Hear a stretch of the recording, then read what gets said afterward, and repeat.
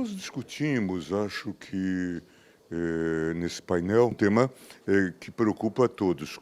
Como que a democracia vive suas crises, especialmente na era digital, em que se formam essas bolhas, essas pessoas que estão conflitadas, a divisão na própria sociedade, nas próprias famílias.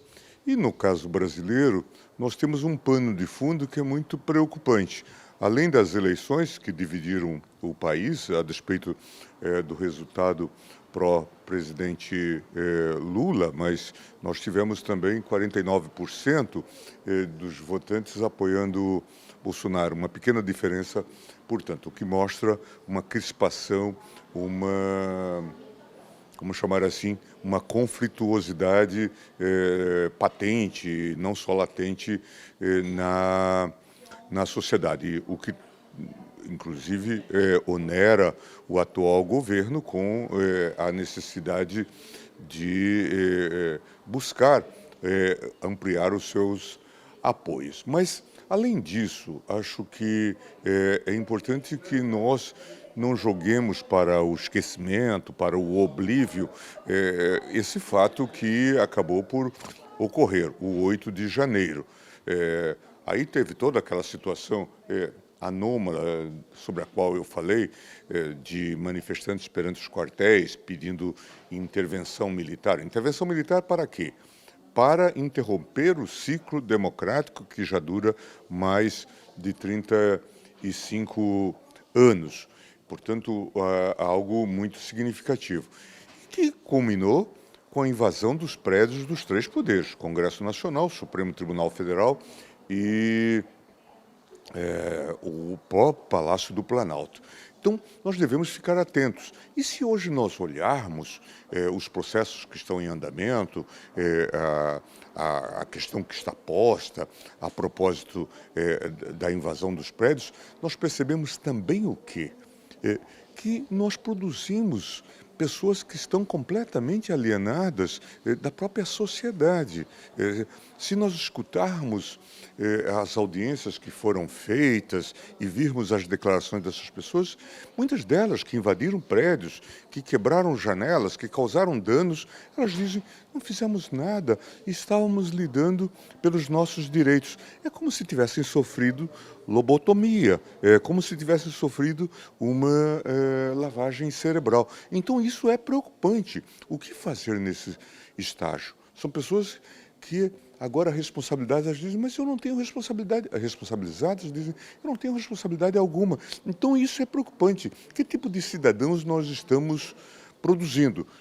Que cometem crimes de uma tal gravidade e dizem depois que não sabiam o que estavam fazendo. Então, tudo isso nos leva à necessidade de pensarmos em algum tipo de controle, de racionalização das próprias redes sociais, e isso que foi debatido. De fato, nós temos que olhar essa questão da responsabilidade das redes sociais e pensar numa legislação adequada para essa responsabilidade, que vá para além desse modelo atual de autorregulação, em que as empresas são os seus próprios legisladores, quando elas fazem esse termo de compromisso, de uso da rede, da plataforma, e essas empresas também são, de alguma forma, até juízes, porque quando elas fazem o arbitramento do que pode ficar na rede ou não, elas estão funcionando dessa forma. Acho que temos que dar algum passo nesse sentido. Hoje já existe uma legislação alemã, a própria Europa se preocupa com isso também, e está para entrar em vigor uma legislação em 2024, então nós temos que pensar nisso, talvez possamos usar esse aprendizado institucional já desenvolvido para também traduzirmos isso na nossa própria legislação. Quanto à liberdade de expressão, ela nunca foi ilimitada no sistema tradicional.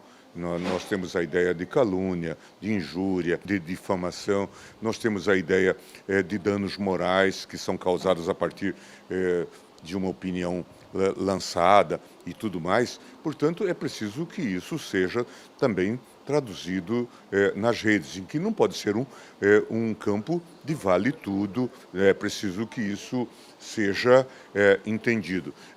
As pessoas se sentem na rede de maneira muito mais livre, como se estivessem nuas no espelho e pudessem fazer tudo, inclusive se valendo muitas vezes da possibilidade de anonimato. É preciso, então, ter algum tipo de regulação e é preciso que as plataformas assumam a sua responsabilidade. É claro que as plataformas têm limites, que elas não conseguem dar resposta a tudo, mas certamente haverá pessoas que vão chamar, que vão notificar.